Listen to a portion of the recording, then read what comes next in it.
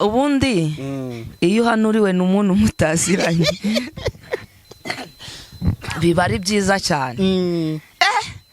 None hari ukuntu uhanurirwa n'umuntu mutaziranye akakuvana mu mizi yego mu mizi cyo gihe urafashwa akakubwira ibyawe byose ukumva nana kamwe ari gutebwamo.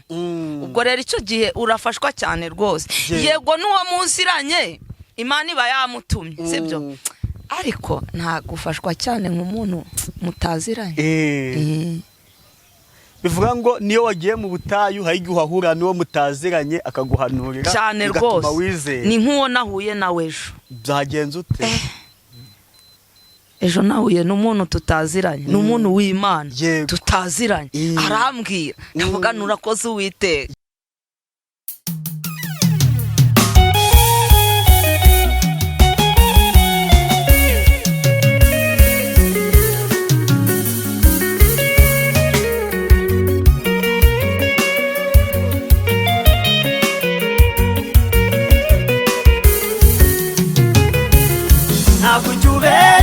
Mana ntabwo ujubeshya iyo usezeranye urasohoza. Ntabwo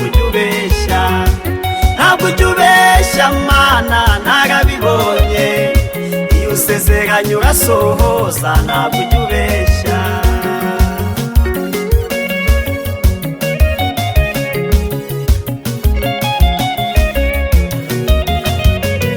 ntabwo usezeranye umuntu inka.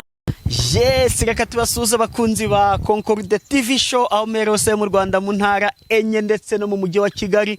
Abari mu mahanga mu Kinyarwanda ndabasuhuje. Imana amoro nibane namwe kandi bahe umugisha nk'ibisanzwe. Ndiyatuma Imana Concorde. Reka mfatiye umwanya ngushimira wakanze subscribe ukadushyigikira. Twatuka umuryango mugari nawe ugiye kubona iki kiganiro aribwo bwa mbere ukayikandaho ngusabiye umugisha. Yego uyu munsi nta rungu turi bugire kuko turi kumwe n'umukozi w'Imana Mukanoheri Joseline, niwe turi kumwe tugiye kuganira twibukiranye twibutsa abantu ko Imana yacu ikora. Haleluya, amen, haleluya, amen. Suhuza abadukurikiye. Ndabashuhuje mu izina rya Yesu. Yego. Nongeye kubasuhuza, nari maze iminsi ariko atari myinshi, ariko ndabasuhuje mu izina rya Yesu. Amahoro y'Imana bane namwe. Yego.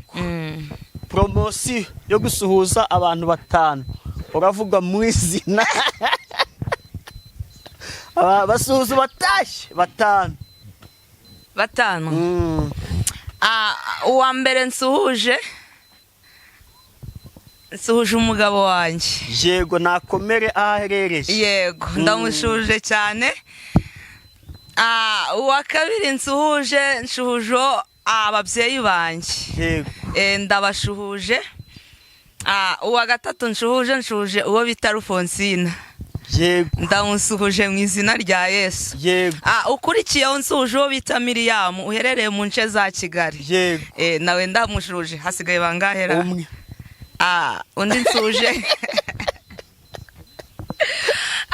Undi nsuje umubyeyi wanjye ari we Konkorude. Njyewe uramubera ko turi kumwe. Uraho neza. Esa shimwe. Ahimbazwe. Yego nanjye Imana ishimwe yuko mbonetse mu bo wemeye gusuhuza. Yego. Alfonsine usuje nuwuhe?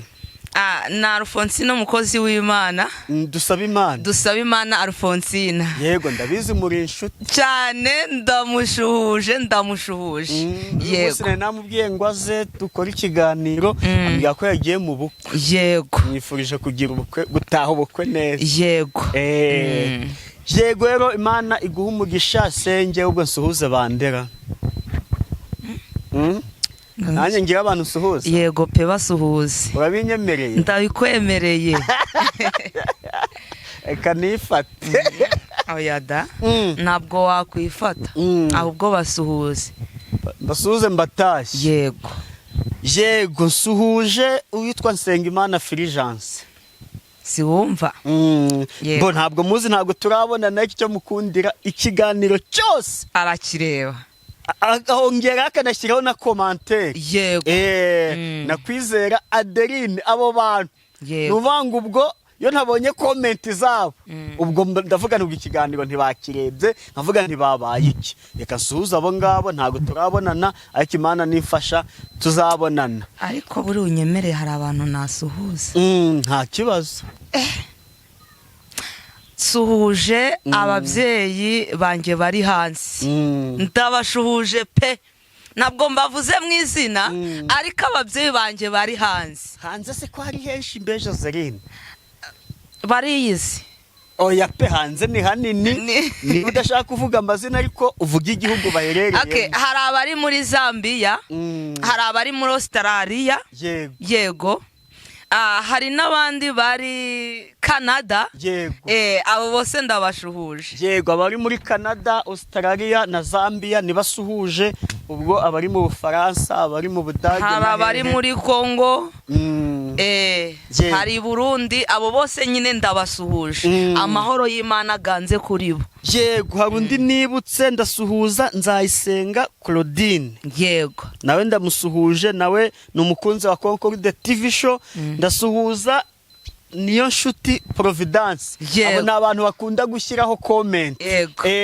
noneho banamburanya kenshi ngo kukinga indirimbo ngo ntabwo ujubeshya ngo utayishyizemo ni yego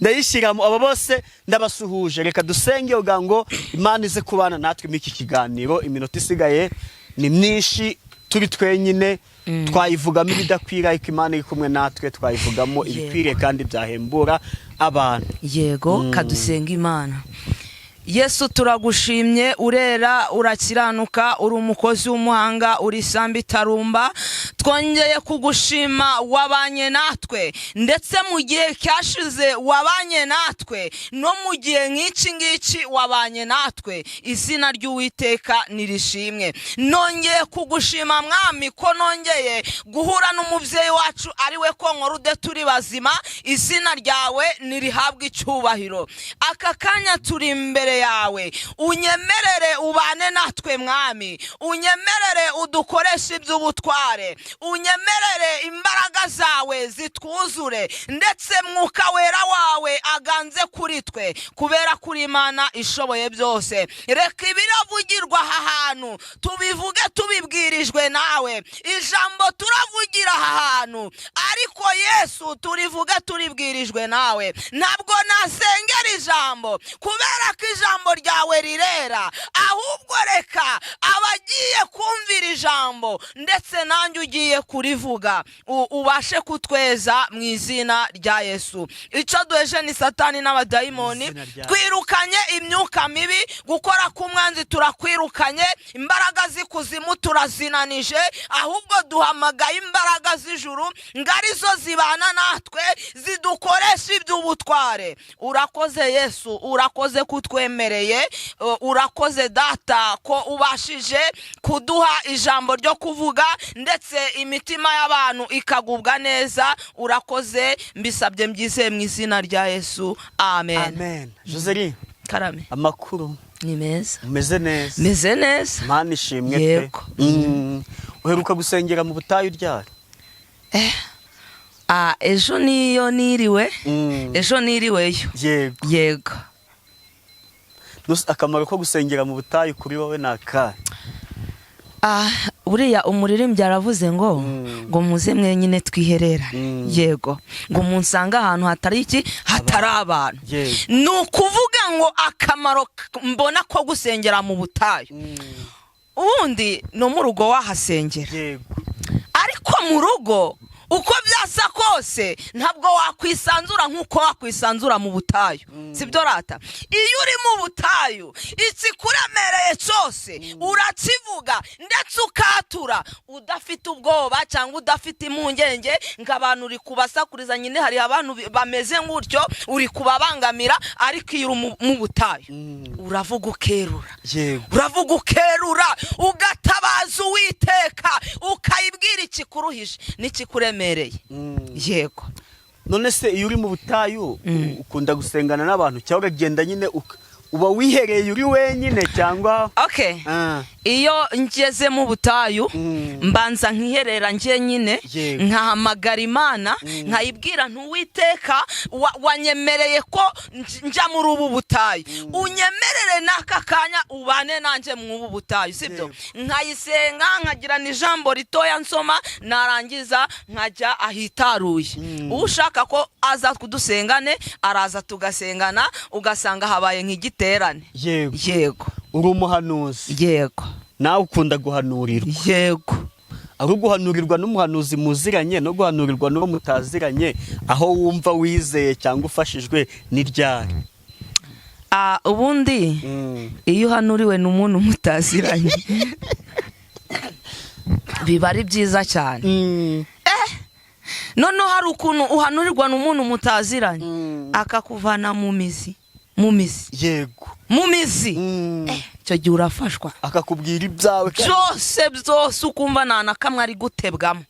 Ubwo rero icyo gihe urafashwa cyane rwose. Yego n'uwo muziranye Imana iba yamutumye, sibyo? Ariko nta gufashwa cyane nk'umuntu mutaziranye. bivuga ngo niyo wagiye mu butayu hari igihe uhahura n'uwo mutaziranye akaguhanurira cyane rwose. Ni nk'uwo nahuye nawe ejo. Byagenze ute? Ejo nahuye n'umuntu tutaziranye, n'umuntu w'Imana tutaziranye, arambwira ndavuga nurakoze Uwiteka. Yego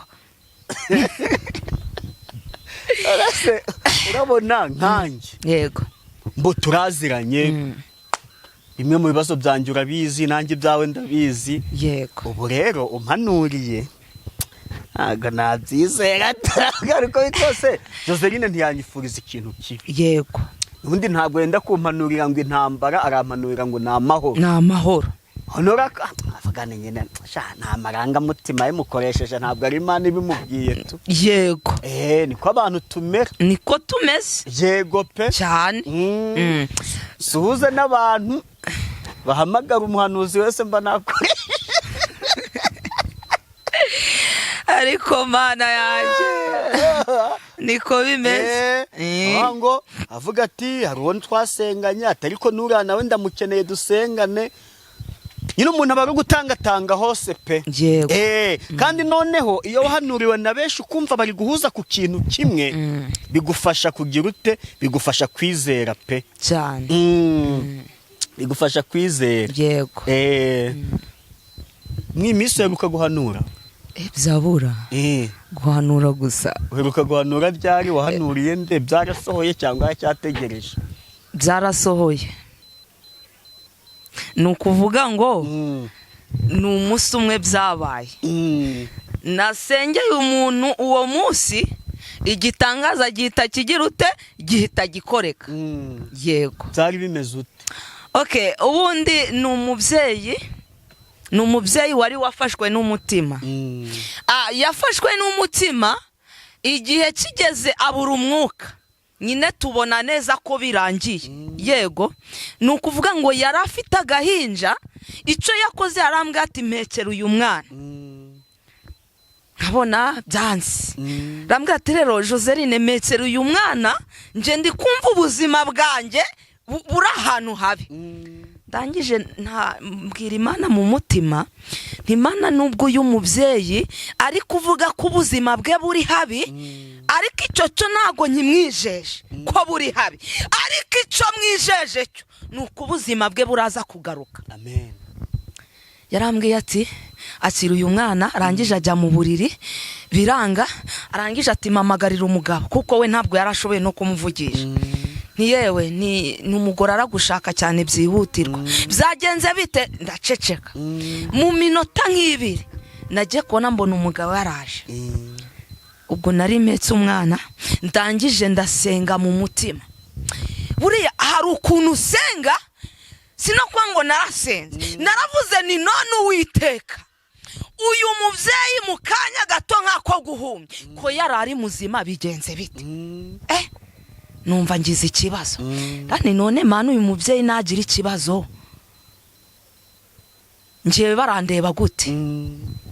Yego n'umuturanyi barandeba gute? Ndangije nabwiye buriya hari ukuntu ubwira Imana, yego ukitegereza kiriya gikuta ku nzu ukayibwira nkaho uri kuyireba mu gikuta.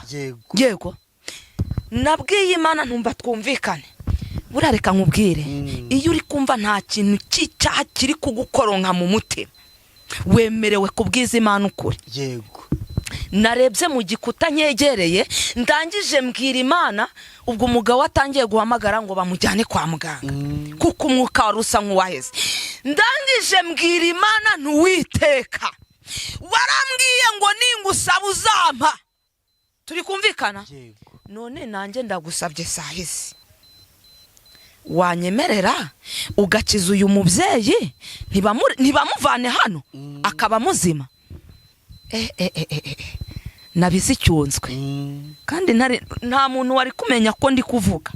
Bucece nagiye nabayaho, ndangije ninyabya mu nzu, ndagaruka mera nk'umuntu uri kugise, ndagaruka ndasohoka, ndongera ndinjira, ndavuga ntuwiteka, ndashaka kukubona. Mu minsi ishize narakubonye, ariko n'uyu munsi ndashaka kukubona. Hashize akanya mbona mukuru uwo mubyeyi araje, binjira mu nzu, ndavuga nimenya noneho birangiye mu mutima. Ariko mu kanya nk'ako guhumbya, umubyeyi yahise asohoka agize ute, aherekeje uwo mukuru we. Mbwira Imana nti Yesu ndagushimye kubera ko warirahiriye kutazigera udukoza isoni, ndetse uravuga ngo ntabwo uzigera uduteza rubanda. None ndagushimiye kubera kutaneje rubanda mu iki gipangu. Izina ry'Uwiteka rishimwe. Nicyo gitangaza cyakoretse. Ikindi navuga cyakoretse ni kuri nge. Yego hari ukuntu kwibagirwa bibaho. Mu minsi yashize njya mu Mutara nibagiriweyo Bibiliya, ariko ndababara cyane, numva muri nge hari ikintu mbuze. Ariko Imana irambwira ati humura mwana wanjye, nubwo Bibiliya wayisize mu Mutara, ariko ijambo ryanjye riri muri wowe. Ati kandi ntegereza gato ndaje nguhe Bibiliya. Ariko ndashima Imana ko Imana yampaye Bibiliya ni nshyashya. Abazi Bibiliya nakoreshaga bari kubona ko ari nshyashya. Ndagira ngo nkubwire ko Yesu arakora. Iyo yakubwiye ikintu ukakibagarira ukacyitwaramo neza, Uwiteka arakora. Shimiye Imana ko Imana yampaye Bibiliya. Nukuri pe. Yego ibyo nibyo bitangaza byakoretse mu cyumweru kimwe. Yego Imana ishimwe. Imana yarakoze cyane. Ntabwo ngakwirambika hasi. Utabutubeshye. Oya ntabwo mbabeshye. Ikaba ari igifuniko gusa, imbere nta byanditswe, mu dusomere n'ibyanditswe. Ko ndabasomera. Yego ko ndabasomera.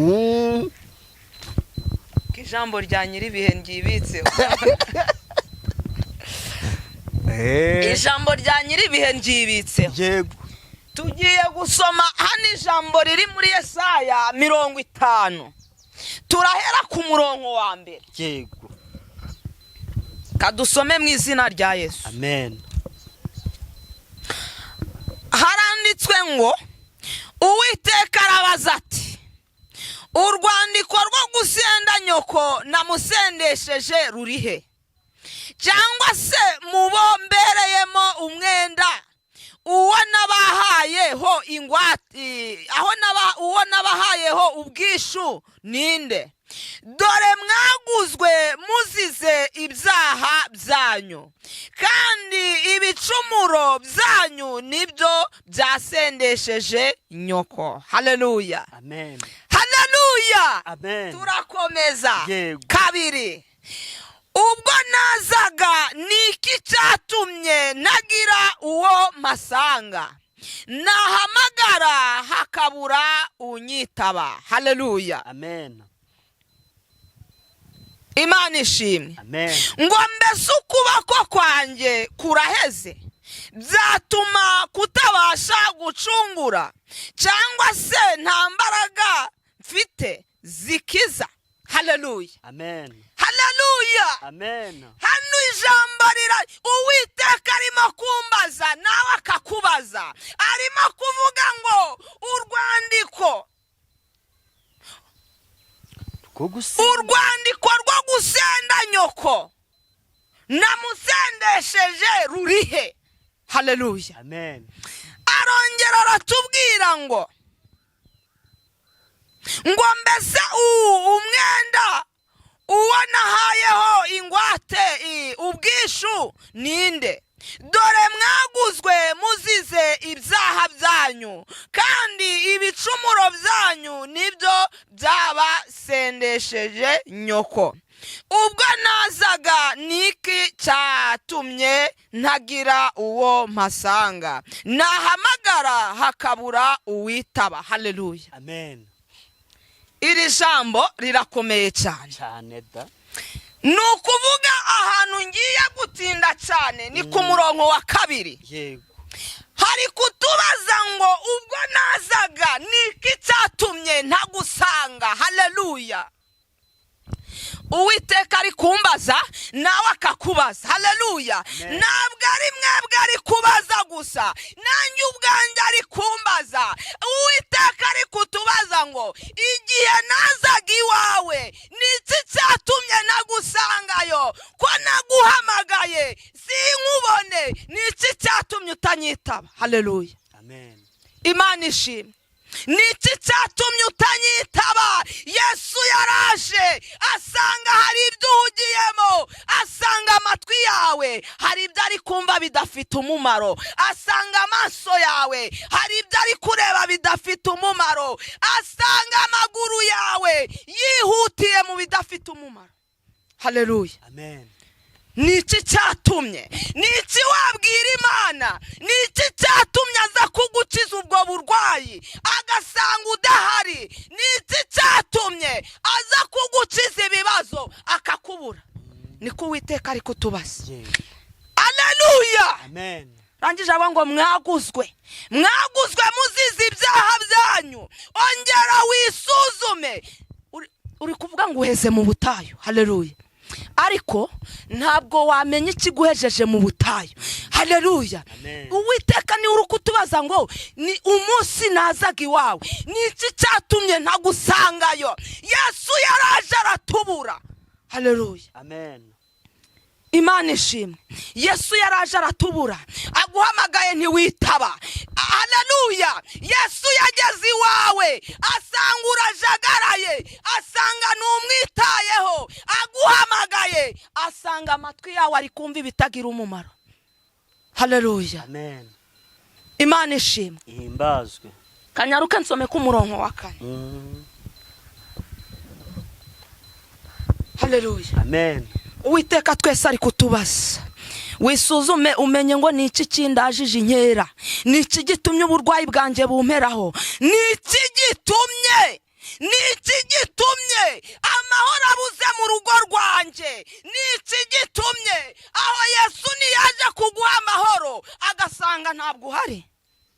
Yesu yaje iwawe aje kuguha amahoro asanga ntuhari, aje iwawe aje kugukiza uburwayi asanga ntuhari, aguhamagaye habura n'umwe witaba. Nukubera iki? Daraboni vosaya rotarabini faya. Ariko Yesu ni igiki wabwira Imana cyatumye uhuga ku buryo yaje kukureba akakubura? Ni igiki wasobanurira Imana, bwoko bw'Imana? Ni igiki wasobanurira Imana? Turangariye iby'isi ibitagira umumaro, turangariye ubutunzi budafite umumaro. Ariko umuririmbyi yararirimbye arangije aravuga ngo umutima wera ngo ndawukeneye kurutaho. Haleluya. Amen. Umutima wera ndawukeneye kurutaho. Haleluya. Kenera ibifite umumaro, twasabye Imana ibitagira umumaro. Uwiteka twitegereje abona ibyo dusabye ntago dukwiriye kubihabwa. Haleluya. Amen. Ariko ndagushishikariza gusaba iki? Umutima wera, umutima w'ubwenge, umutima. Haleluya. Uri gusaba ubutunzi nta mwuka wera ufite, uri gusaba iki nta mbaraga ufite, ubundi ubwo butunzi nibuguha nta bwenge ufite urashobora kubujera gute? Haleluya. Amen. Ariko hari umuntu ejo twaganiriye arangije arambwira ngo aravuga ati Joseline nkubwije ukuri, nubwo waba wambaye nabi ariko mu ijuru wambaye neza. Haleluya. Nubwo waba uri kugenda n'ibirenge, arambwira ngo hari imodoka ziguporoteje z'umwuka wera. Arongera arambwira ngo hejuru yawe ngo hari indege ziguporoteje. Ariko Yesu nyiringabo Imana. Haleluya. Amen. Haleluya. Amen. Haleluya. Amen. Imana ishimwe. Arambwira ngo umuntu ashobora kukwima inka, ngo ariko mu ijuru ngo barimo kugukamira amata. Yego. Haleluya. Amen. Ni ukuvuga ngo dusaba umutima wera. Haleluya. Numara gusaba umutima wera, Yesu aragendana nawe mw'iyi minsi. Haleluya. Amen. Saba umutima wera, usaba ubwenge, usaba imbaraga, usabe mwuka wera, kugira ngo nibyo byose Yesu nabiguha uzamenye uko uzabyitwaramo. Yego. Waruzi ko hari abantu Yesu yabicishije ibyayo akaba batarimo kubyitwara neza, Yesu agarutse guteza cyamunara. Warubizi? Yego. Yesu agarutse kugira gute? Guteza cyamunara. Hari abantu yahaye ubutunzi, uyu munsi bamuteye umugongo, ariko ndagira ngo nkubwire ngo Yesu aje kwisubiza ibye, aje kubiteza cyamunara. Haleluya. Waruzi ko na Yesu ateza cyamunara? Yego. Yesu hari ibintu aje guteza cyamunara. Imana ishimwe. Amen. Yesu azatugirira neza. Uyu munsi ni ukuvuga ngo bwiza Imana ukuri. Haleluya. Numara kuyibwiza ukuri, nayo irururukize mu byawe. Haleluya. Amen. Iyo umurwayi agiye kwa muganga, ategereza muganga kandi asabwe kuvuga uburwayi bwose arwaye kugira ngo muganga ahereko amuvura. Nawe usabwa Imana twicaye iruhande, Imana yacu ni muganga. Nawe usabwa kubwira uburwayi bwose urwaye muganga. Haleluya. Amen. Kandi kuba urwaye ntabwo ari kurwaye n'amaguru, n'ibyaha ni uburwayi. Ibyaha nibwo burwayi bwa mbere bubaho. Haleluya.